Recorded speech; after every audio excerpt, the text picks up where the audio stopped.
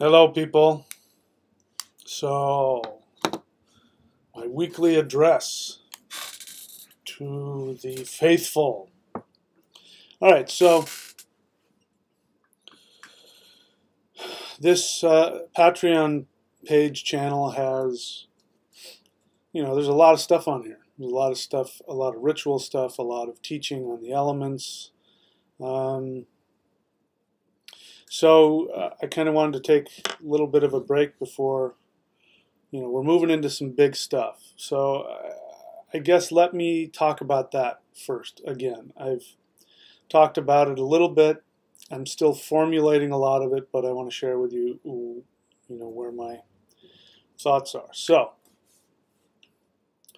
this path, this thunder path, is becoming obviously bigger than I can personally handle. In order to handle all of the clients that I've been getting, I would have to be working, crazy hours, and I just don't want to do that. So, in order for me to be able to handle the flow of clients, I'm going to need to start delegating and creating a space where you guys can do the teaching. And one of my friends once said that the best way to learn something is to teach it. And I know I've had this experience, and I know I've heard a lot of other people say, well, I'm just not ready, or I don't know what I'm doing, and all of that. And truth is, I don't either. I don't know what I'm doing half the time, and I feel insecure a lot of the time. But once you start teaching, then all of a sudden you realize you know more than you know. Now, not everybody is designed to be a teacher, so I'm not saying that that's what has to happen. If people just want to learn and take it and use it for themselves, that's perfectly fine. But I'm reminded of Yogi Bhajan.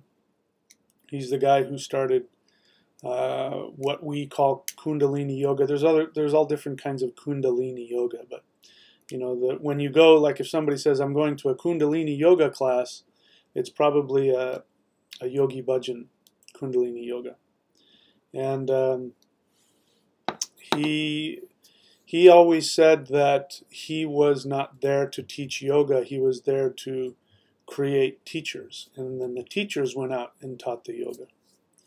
And was a very successful 3HO organization, very successful. Now he himself, Yogi Bhajan, did some really destructive things. I consider him to be a cult leader in a lot of ways.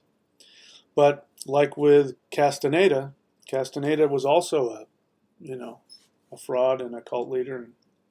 But his writings are absolutely brilliant, especially the first few books.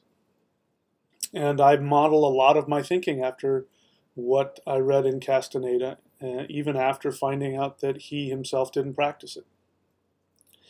So, in order for me to let this path do what it's designed to do, this thing is getting bigger than me. I am going to, start certifying. So the first one is to certify people as astrologers. We've talked about that a lot, so I won't go into that. And I'm going to create a portal so that people can, even if I'm not, if I'm not working directly above them to give my access to them, you can still have a portal in the somewhere, Thunder Wizard or Thunder Shamanism website or something, to be able to create your business and take orders and do all that kind of stuff. But I'm going to start branching out in a bunch of other areas too. I'm going to be working with the female staff carriers. Women have their own special place in this path, and women have their own special abilities. And I want to create an environment where women with their specific powers, their specific gifts, can focus on those things. And for the males, we'll continue doing what we have been, which is I've been teaching a lot about wizardry and stuff. But I think starting with the astrology is a good place to start, and then we can branch out into other things like I don't know what I'll call it, wizardry, which would be really talking about ritual and Galder and and of course women can be a part of that as well, and men can be a part of the seeds, the shaman studies. But to be able to hone your powers and to create a community of teachers that talks amongst themselves and work with themselves. And so there's a lot coming. It's going to take, I don't know how long it's going to take. Maybe it'll happen fast. I don't know. But, it's going to be all new to me because I'm going to start delegating and branching out, and I have to figure out how to do that and be, honor myself and the work that I put into it, and to honor the path, and also to honor, other people as they're coming into this. So just keep your heads up about that and watch what's happening. If you're wanting to be a part of that, I think a good way to start with that is to get certified as a Vedic astrologer in the Thunder Path. Anyway, so that's a little bit of catch up with the news. It's not stuff you haven't already heard. I'm just reminding you that it's out there, and I will talk more about that. So I've been thinking a lot about how to keep this path practical. Sometimes we can get so, maybe I speak for myself, sometimes I can get so caught up in the spirituality of things, the non-physicality of this path, that, it's easy to forget what the point of it all is. And so when I'm going through shifts like I have been going through and I'm continuing to go through, I like to I like to regularly stop myself and say, okay, what is the point of all this? And the point of all of this for me is to be happy.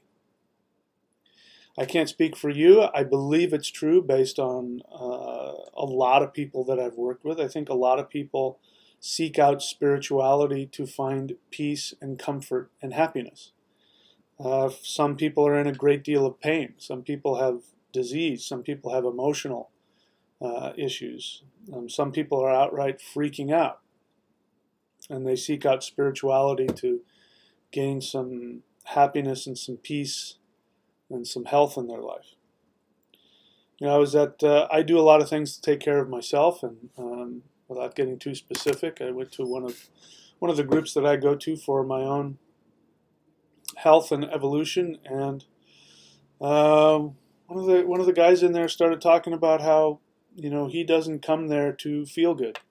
That for him the point of life is not feeling good; it's about being of service to others, helping others, and that just never hits me right. Whenever I hear that.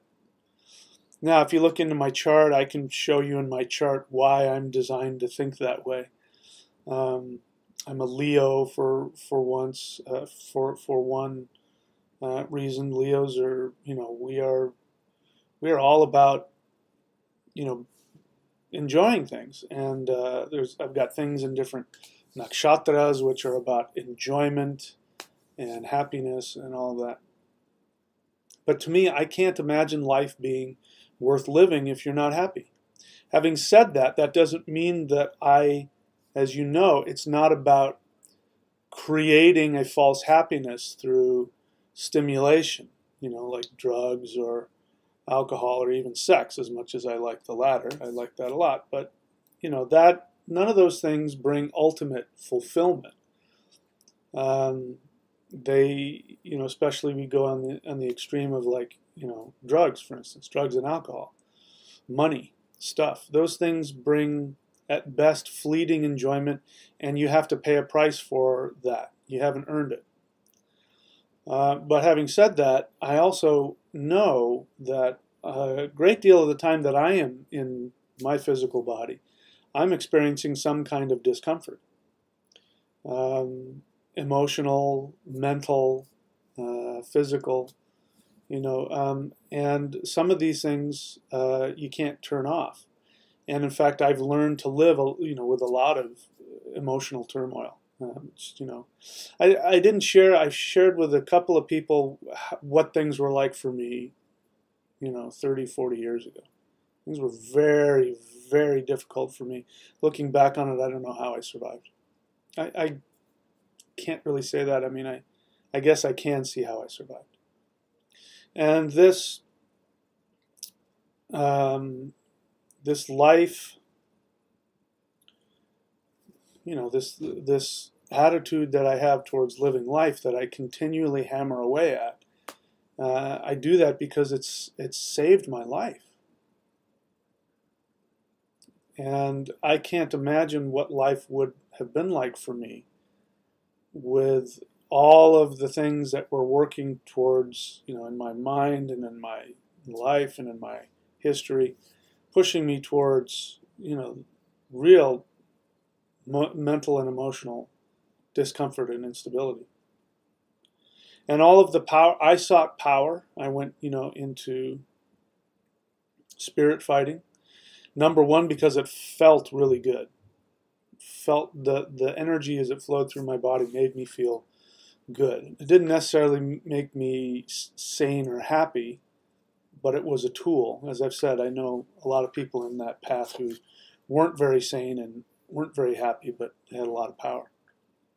But I was looking to feel good. I was looking to be happy and fulfilled and to feel good. And, I've been lucky enough in my life. This is an important way to look at things. I've been lucky enough in my life that the challenges and the difficulties were severe enough that I really didn't have the opportunity to get lost in the illusion of material security, money, stuff, people. There are people, a lot of people are addicted to people. And I had to learn how to be completely self-sufficient. First on an emotional level. Where I grew up, there was just no real emotional support, a lot of, dysfunction and that kind of thing. So I learned really quickly that I was not going to get happiness from my family. And even friends.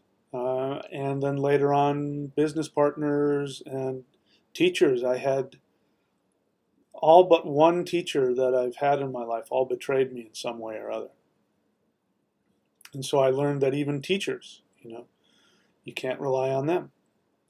I had, the normal ups and downs in relationships, that I was married and got divorced. And so I learned that, marriage isn't going to do it. And then, as you know, I met the absolute love of my life, my twin flame, who I did experience some completeness and fulfillment. And I really wanted that. And I had given up on that. And I found it. Tragically, I lost it. Almost as soon as I found it, I lost it. But that shifted me enough to, that bucket, that, box on the bucket list has been ticked off. Have total, complete, fulfilling romantic love. I've had that. So it's great if I have it again, but, I've had it. And I guess where I'm going at with this is that you don't have to be happy all the time. You don't have to feel good all the time. But it is definitely my focus. Everything I'm doing, whether it's teaching this path, doing this video right now, whatever it is that I'm doing with the ultimate goal of getting the most out of this life. So even if it's impossible, I'm saying hypothetically, even if it were impossible to achieve ultimate happiness, to achieve ultimate fulfillment, you got to go for it. And you got to get what you can while you can. And as I've gone through my life in the short period of time that I've been here, I've seen a lot of people who, myself included, who settle for the idea of being a good person or what you're supposed to be. I'm one of those people that I cannot hide from my emotions. I may get distracted and hide behind defensive emotions like anger or judgment or those kinds of things, but I'm always aware of what feelings are that are flying through my body. And I've learned that there are a lot of people who aren't. They don't know what they're feeling a lot of times. And sometimes you have to I'll ask them and they'll say, I don't know what I'm feeling. Give me a moment. I have to think about it. And it's really hard for them to get to their emotions because their intellect is working so hard to tell them what's good, what's right. And some people, there's a lot of people walking around with big smiles on their face who think that they're happy people. And there's all kinds of misery. Or people who talk about being happy and yet they've got drug addiction, alcoholism, chronic pain, chaos in relationships. But they're happy people. And I always want to be practical about it. And one of the things that I want to get rid of, and I hope that I've done, is to get rid of the idea of being good or being right.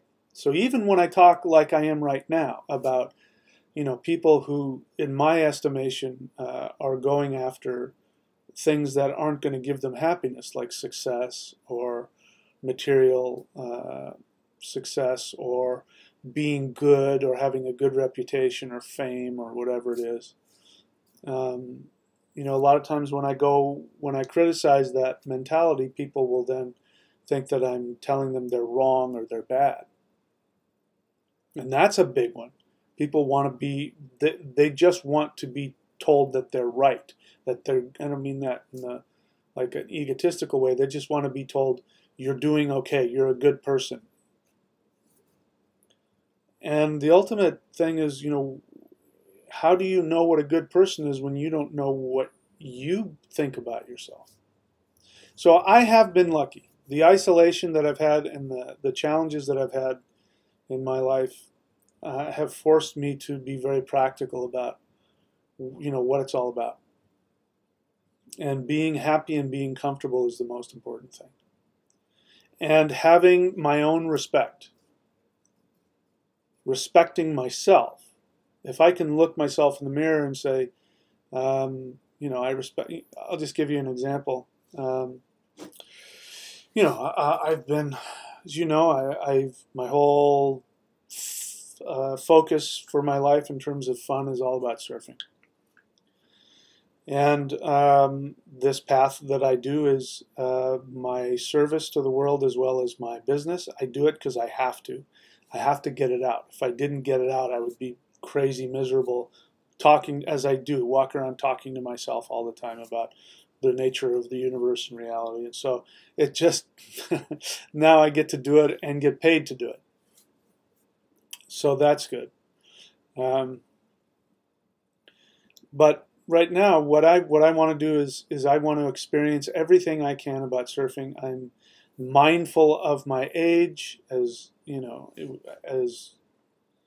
healthy as I am not unaware of the very real changes that will happen eventually, sooner rather than later probably in my life. And so I have a limited window where I can be really physical and engage in extreme sports and be able to do it, well.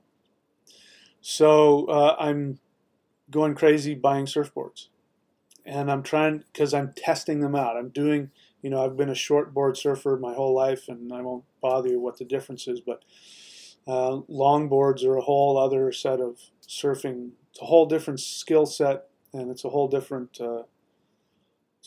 art. But they're a lot easier to surf as you get older. And so I've had to go in that direction just so that I can go out and catch waves and have fun instead of, really, paddling myself into the ground trying to surf on a tiny little surfboard. I can't do it as easily as I used to.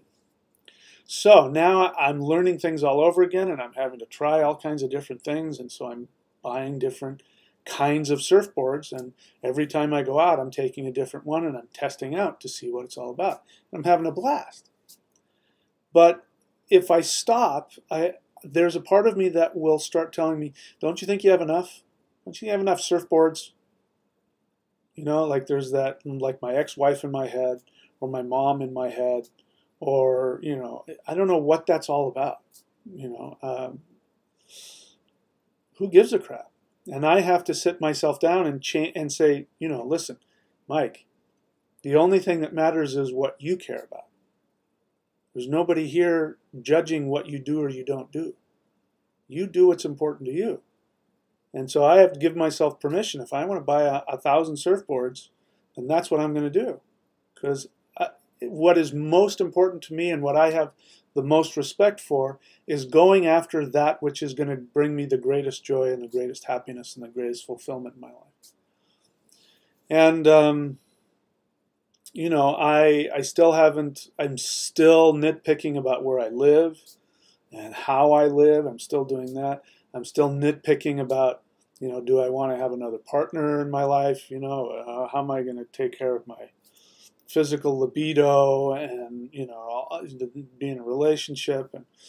And I'm dealing with what is death? Where is my wife? Where is she? Is she still alive? Does she exist? All of these kinds of things are real easy to talk about when it hasn't happened to you. So I've been very flippant and easy to talk about. Oh, the soul is eternal, and people say that to me. Well, her soul is eternal, right? And it's like, yeah, I know that, but when it happens to you, then you start to really question everything. So even though I teach all this stuff, I'm going through some questioning about what's real and what's not real. And when I get into that space where I'm trying to figure out what's real and what's not real, I remember what has gotten me this far, which is to stop and ask myself, what is practical?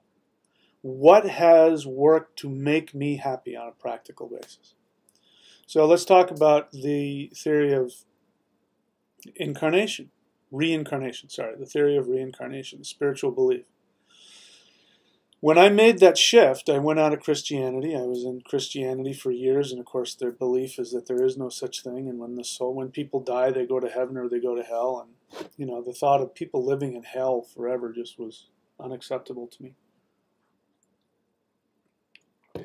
And I had to battle with that.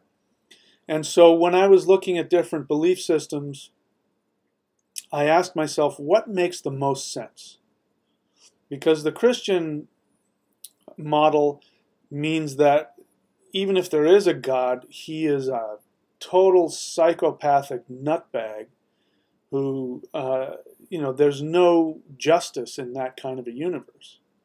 And that was intolerable. It was easier to live in an empty universe than to live in an unjust one.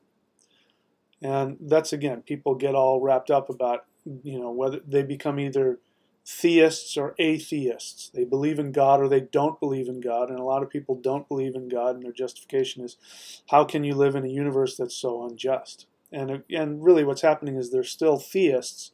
They're just in rebellion to that idea, and so they project this idea of, I don't believe in God, when in reality they do. So the idea of reincarnation makes sense. It doesn't make sense to me, and it's a very frightening thought to think of the soul not existing, and that if I were just this body and brain, and if this were to die, that this essence that's sitting here talking to you now would cease to exist. That's an intolerable thought to me. I haven't ruled out the possibility, but it's an intolerable thought. For me to live in that kind of a universe, that would be very challenging for me. But it doesn't make sense for consciousness to exist and have it be just a bunch of electrical impulses in the brain. It doesn't make sense to me. It doesn't make practical sense. The idea of reincarnation makes practical sense to me because of, the universe is, if we look at it just from a scientific perspective, energy cannot be created or destroyed. It can only be transformed. And so the idea of consciousness reincarnating, recycling itself, that makes practical sense to me. It's also a just universe because then, people who live lives of destruction get to come back and experience the other side of that so that they can learn and grow. That makes sense to me. It makes sense to me that that if we loved life and we die tragically or die before we fulfill our desires, it makes sense for the soul to come back and incarnate. So I believe what I believe first and foremost because it makes sense. But I remember saying a long time ago, I don't care if reincarnation exists or not. Believing in it makes my life better and it makes me happier. I'm of the belief that fundamentalist Christianity, that the Abrahamic religions are a life, as opposed to being life affirming, they're life destroying. And it's like, you get a short-term benefit out of getting your fear alleviated, and I get to go to heaven. I won't die and end, and God is out there. There's something beyond me out there. You get a short-term benefit from that, but again, it's like a credit card. You're going to have to pay. You're going to have to pay interest on that. So it doesn't make sense. It's not a practical belief. So what does this have to do with the Thunder Path? Everything that I teach has a practical benefit for being happy in life. They themselves aren't going to give happiness, but they are tools that, especially on the energetic level, my experience, this isn't my opinion, my personal experience is that if I don't work with life force energy, I start to get very uncomfortable and very unhappy and hopeless and all kinds of other things like that. And so I don't even worry about does chi exist and I don't care. All I know is that when I do it, I feel better. It feels to me like I'm connecting to this infinite universe. And I can certainly do things with that energy to at least give some evidence that there's something there beyond just my belief in something. So it has practical value to me. Vedic astrology has been very practically, it's revolutionized my life and given me success. And again, it just makes sense. It helps me make sense of the universe. So I want to kind of give the question out to you. I do a lot of self-analysis in this way, not nitpicking myself. There's a difference between self-criticism, which is trying to please somebody in your head, like your parent or your God or whomever. So you criticize in your head to see if you're a good person. There's a lot of people that have that knee-jerk reaction. I know I did. But a lot of times I'll just be talking and people will just get offended by something that I've said and feel that I've criticized them because they think that I'm telling them they're not good enough. And then I have to say, I don't care about being good. I only care about being happy and effective. And that's really all I'm pointing out, is that your lifestyle looks to me like it's not bringing you happiness. I'm sorry if you thought I was judging you and said that you weren't a good person. I could care less about that. Are you happy?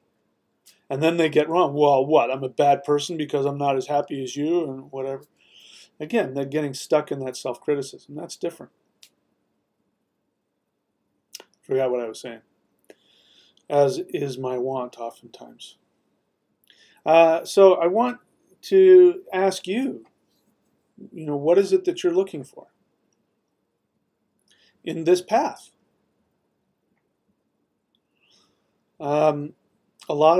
It's very easy to get wrapped up in intellectualizations of a lot of things.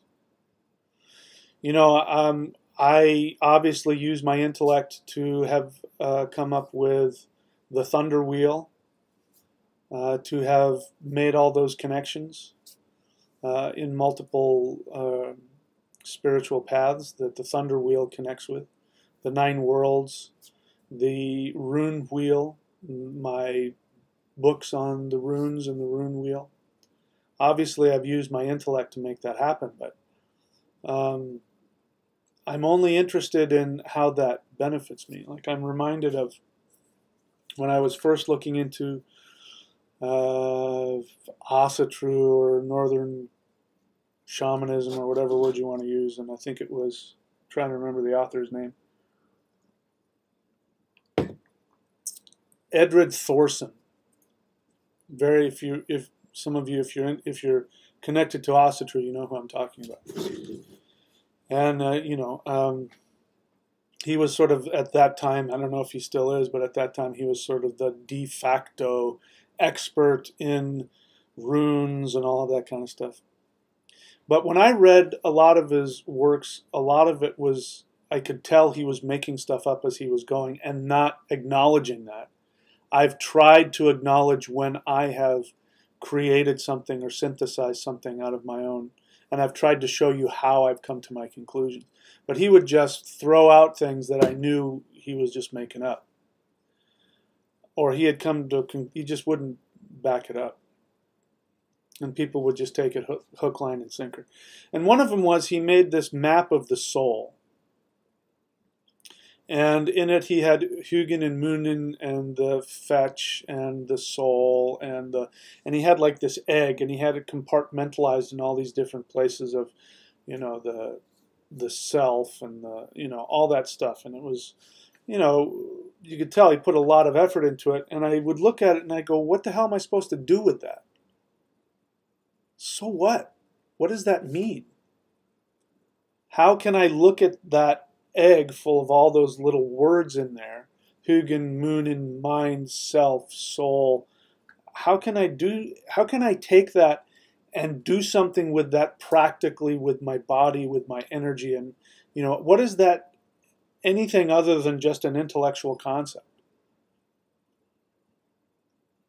And because that's really what it's all about for me. I want to be able to take whatever those intellectual concepts are and do something with them. I'm a very physical person. And so I've got to be able to, for me on a physical level, be able to do it. Even if that means, through breath and through chanting or something like that. I've got to be able to feel it and connect it to the universe. To me, the physical universe is very beautiful. I don't think there's nothing unspiritual about this physical universe. It's as spiritual as anything else. And what's the point? What's the point of being in a physical body if you're not going to physically appreciate and enjoy what's surrounding you? There's no worse prison I can think of than being in the body and being stuck in your intellect. It's just a prison. I mean, you can't even go outside. You can't even go out and experience the body. It's, again, why I hate Christianity so much. Is it unspiritual for me to hate? I hate that religion. I absolutely hate it. Because it is designed to keep you trapped in your intellect. And the intellect can never find satisfaction. It is a computer program. People worry about the matrix and the computer program. It's your intellect. Your intellect is the matrix, is the computer program. It can never, it's the Agent Smith. It can never experience anything. It can only think about it. And so I reject spiritual practices that, in my experience, when I start to interface with them, they are just very intellectualized. For me, Western magic is one of them. There's some cool things about Western magic. But having done other stuff, like the Taoist stuff and the African stuff, that stuff is really powerful stuff, and there's not a whole lot of intellectualization that goes on in those things. But that's why I don't resonate with it, because there's just so much thinking going on. And so I've seen people take stuff from my tradition and try and, and they should, please experiment with it and find your own connections to it, as long as it, it has a practical connection. But they'd come up with all these big theories, and then I'd say, so what am I supposed to do with that? How can I practically use that? And numerous times people have said, I don't know yet. And, I don't judge it, I don't criticize it, but I think to myself, I don't understand why. But I think part of it is because that is a part of our escape. We use spirituality like anything else to escape. And what are we escaping? We're escaping our feelings.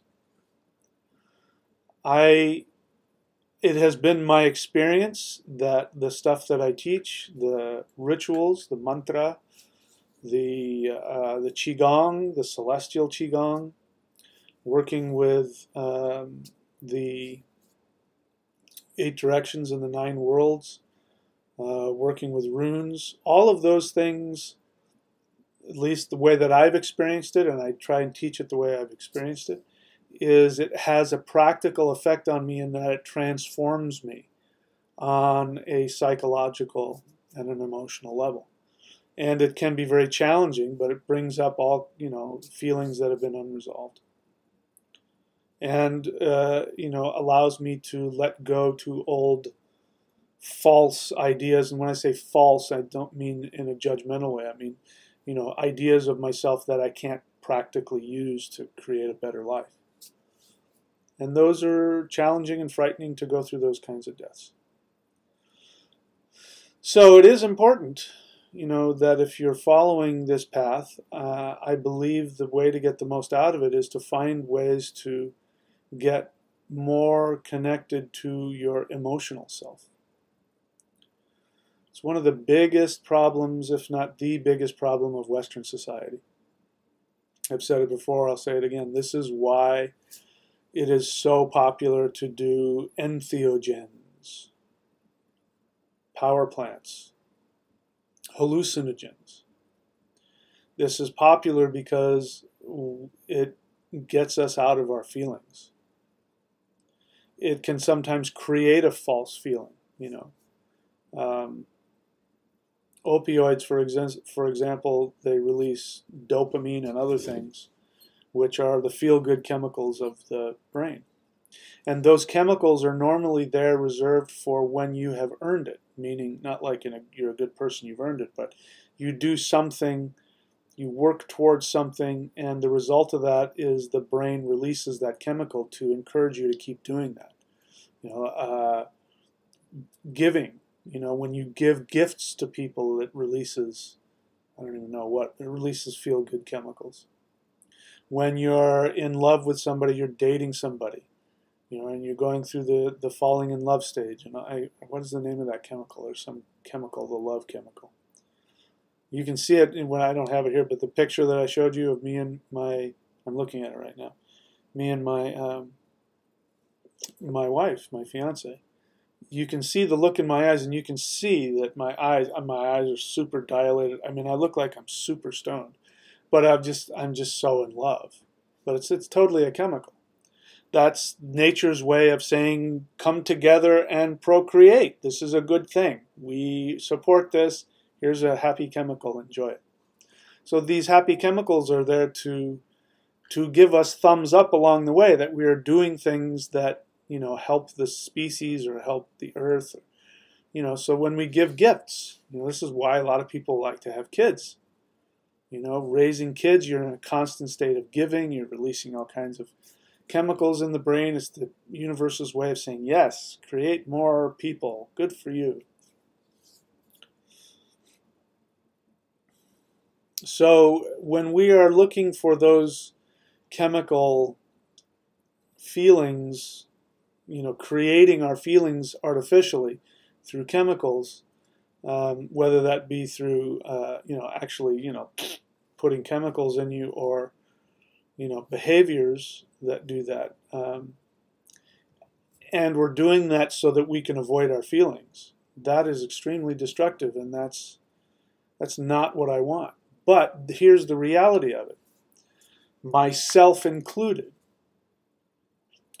I would say that the majority of people who show up in my path are broken in some way. They need healing. And there's a lot of people who show up who have been living a life of diverting themselves from their unresolved feelings out of a need for survival. This is why I focus so heavily on the unconscious mind. So ultimately, I want you to ask yourselves, am I happy? And you don't have to be like deliriously happy. I'm not talking about that. But, is your life giving you fulfillment? And I want this path to be a tool to achieve that. Because ultimately, if you die Pope, but you're miserable, who fucking cares? You know, who fucking cares? It means nothing. That when we have that last moment on this earth and we look back on our lives, for me, that's my goal. My goal of enlightenment is not achieving some state of whatever, even though I'm talking about feeling good and being happy and being fulfilled. My end goal isn't to achieve some state of, emptiness or, such intense bliss that I have no feelings, or, the idea of being a spiritual evolved person. I could care fucking less about that. What I want is I want my last moment on this earth. I want my last breath to be taking a deep breath and looking back and saying, I lived the shit out of this life. And I got everything that I wanted. I found out what worked and what didn't. And I didn't care what people said. I went after what made me happy and what gave me respect for myself. And I made myself happy. That's what I want. Because what a sad life. What a sad way to live if your last moments on life are to look back with regret. It just, my stomach, I get a horrible feeling in the pit of my stomach when I think like that. That's a worthless life. And so none of that is, is dictated by how much money or success that you have. I'm working hard for monetary success. Well, I'm not working as hard as some people, but I'm putting some effort into being monetarily successful. But it's because I've decided where I want to live. I want to live right here on this beach. I don't want to live inland. I want to live right on the beach. I want to wake up every morning, look out my window and say, like I did today. I've been doing a lot of surfing, so my body's tired, but there's been some good waves. And yesterday was some of the best surfing I've had. I had so much fun yesterday. It made it all worth it. And I want to be able to look out my window and go, yeah, maybe I want to know. And today I went, you know what? I don't need to go surf those waves today. I need to recover, and waves will be better in a couple days. I can wait. I want that. I want to be able to decide when I'm going to surf, what surfboard I'm going to use. I want to walk out my door. I don't want to have to drive and park my car. And so that requires a certain amount of money. And that's the only reason I'm going after X amount of dollars in my life, is so that I can have what is going to give me happiness. And I know I've been without money and been happy. There have been times, especially sometimes during my divorce, when I was living in the woods all by myself and, off the grid. I should show you some pictures of where I was living. I was the last house on the road that had electricity and phone. And if you kept going, you went into the last mountain wilderness that had the same complement of animals that were here before the white man got to this continent. That's how, I fulfilled it. I can tell you, I don't have to do that again. I've lived out in the middle of nowhere by myself. I thought that was going to make me happy, and I got a lot of happiness out of it, and I went, okay, I'm done. So that's really what it's all about. And don't, my suggestion is, don't allow yourself to have anything in your life that's going to prevent you from that. And don't put it off. Don't say, yeah, well, in a few years, or maybe after I've done this. And you only have right now. And in those lean times when things are difficult and are challenging, and you have very real illness problems or whatever, then you can learn how to find what can make you happy right here and right now. That's the whole point of this path. And and I've felt the push, the pull coming from wherever, probably from within myself, of, I got to keep making more rituals. I got to keep creating more stuff. I got to come up with a new meditation. I got to come up with another thing, because, otherwise I'll lose people's interest. And But that can be as much of a trap as anything else. Which isn't to say I'm not going to create more stuff, but I think now's the time to now take what I've got, which is a huge body of knowledge, and start teaching people how to take that or pieces of that knowledge and begin sharing it with others. And I say that not only because, you know, I'm running out of time and energy to be able to handle all of the client load that I've got, but it's also because if, you know, students are getting to the point where they have to do something with it, and this path is at that point, it's either going to explode or it's going to die, and so I have to let it evolve. And probably the most important reason is because of the feedback that I've been getting since I've really been putting this together.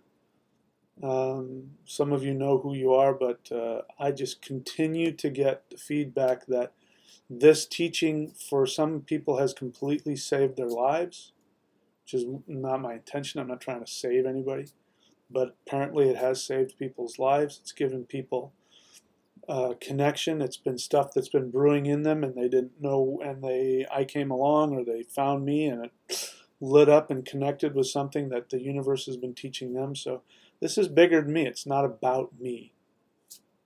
And I think it's important that if the universe has decided it's going to start helping people have that life, have that better life, then I have a responsibility, if I'm the one through whom this path has come, and I don't know anybody else that does exactly what I do, you know, then I have a responsibility to keep it going.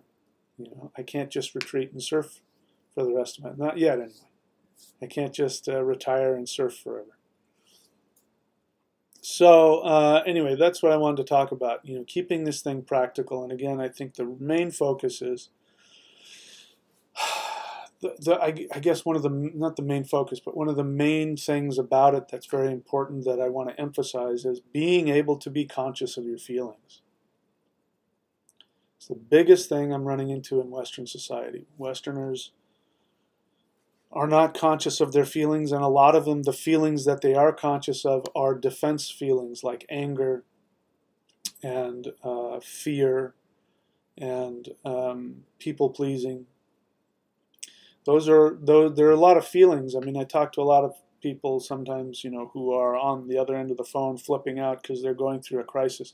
So they're having a lot of feelings, but those feelings are not connected to, you know, the underlying core feelings. Feelings like love, feelings like sadness, feelings like loneliness, feelings like hopelessness.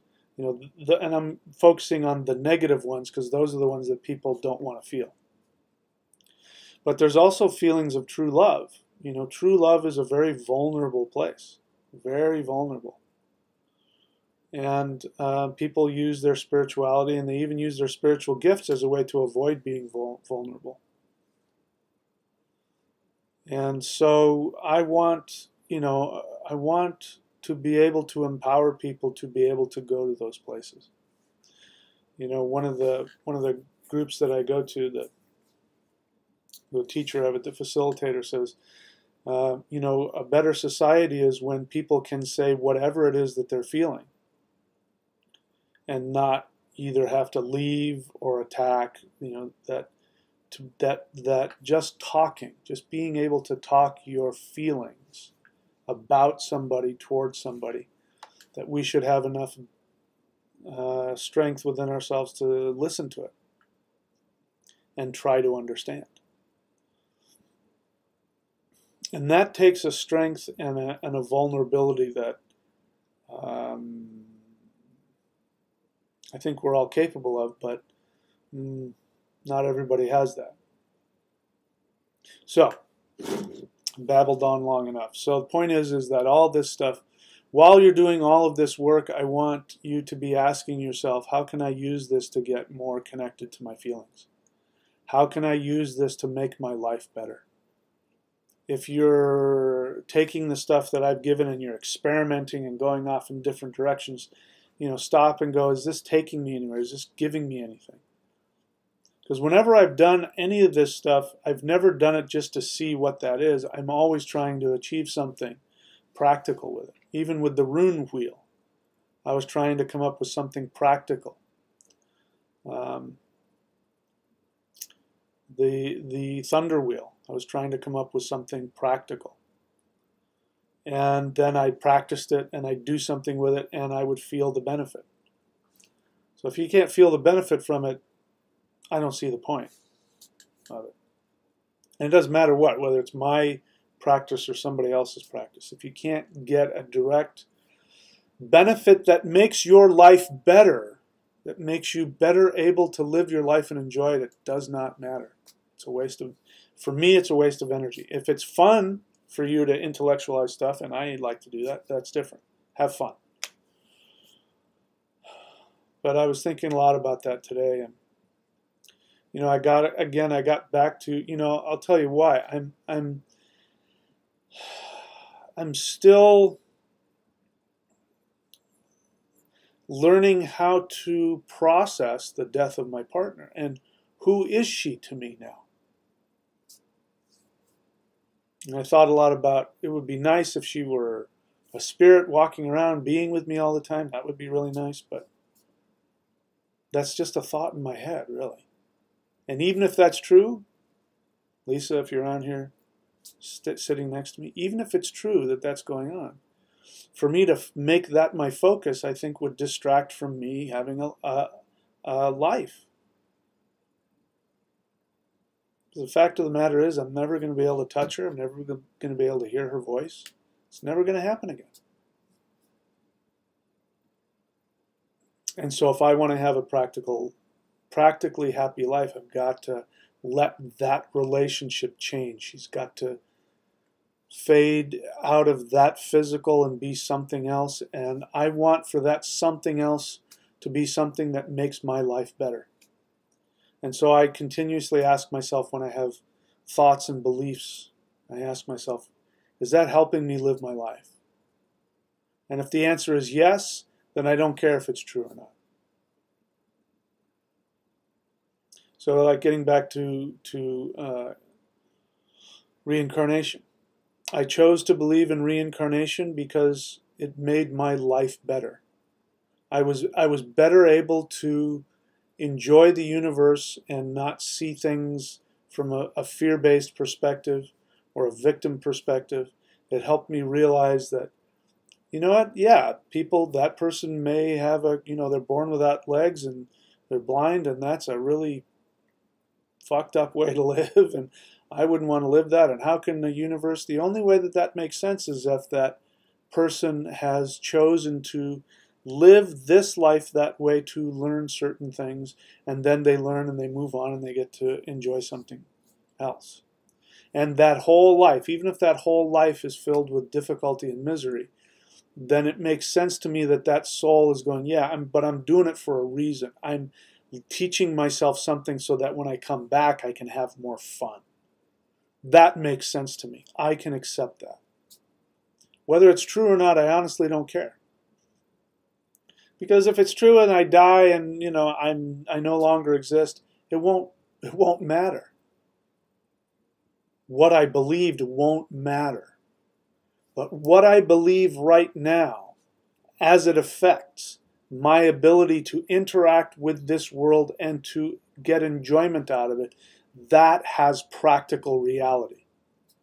And I'm only interested in that. So that's what I want for you to get out of this path, and I would encourage you to think about that as you're doing the rituals and stuff. Part of working with a teacher is taking the teacher's advice. When the teacher says, trust me, just do it for 40 days, and I don't care if you're bored out of your mind or whatever, just do it. I'm telling you from personal experience, it will have this effect on you. Sometimes you just have to take my word for it, and that's kind of counterintuitive to what I just said, but just know that anything that I teach is coming from that, and that whatever I strive to teach in the future, I'm always going to be thinking about how can this be beneficial. And I will avoid any temptation to create any teaching or any path that doesn't provide that. And that's part of the reason why I'm taking so long putting together some of these certification programs, because I don't want to do it just for the sake of doing it. I really want to make sure that, you know, is this something that's going to make life better for everyone, as opposed to just, you know, whatever. Okay, so that's all. I'm going to stop babbling for now, because I do have some work left to do today. And so stay tuned. I should be back on probably this weekend, and we'll talk some more about who knows what, whatever strikes my fancy. If you have questions about certification, I guess you can ask. I'm not ready to answer a lot of them. Oh, here's something. You know, it's important for those of you who are paid apprentices that you've got to get on and schedule your times with me. You know, start getting March and April down now, because February is gone. I mean, people are coming in at the last minute trying to get January or February, and they can't find any spots. So you guys are supposed to go first. You know, the other clients should be able to come later. There's the ones that should wait 2 or 3 months to be with me, not you guys. So that means get in there and get your appointments in now. In terms of the astrology apprenticeship, you know, look, one of the big mistakes that a lot of people have been making is they wait. They think, oh, I can't quite afford that. I'm going to wait until the price drops. Or I'll wait till he has another special. Or can we both do it together? Or, you know, that kind of thing. There's a special now for levels 1 and 2 of the astrology apprenticeship certification. That is going to get more expensive. Once, you know, I'm rolling it out now because I'm still creating it, so you have to wait a little bit. So that's why you're getting a discount. But don't make the mistake of waiting. If this is something you want, go after it and get it. Otherwise, you know, time is money for me, and the more busy I get, my prices are going to go higher and higher. And I'm looking forward to being one of those people who charges $1,000 an hour. And the whole idea behind that is that instead of working with me, they're going to work with you. And they're going to pay you $200 an hour instead of me $1,000. So it all is going to work out for everybody's benefit. But don't wait. Now's the time. Get in on the ground floor while you still can. There will come a time where it's going to be difficult for people to work with me directly, because I just won't have the space or the time. And again, you know, it's all about me being able to serve.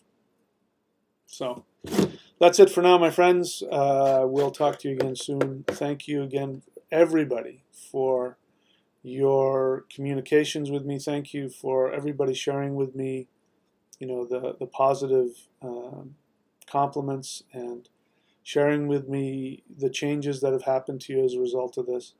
Thank you. I do appreciate everything, all the support on all levels. So just know that. All right, that's it. Talk to you guys soon.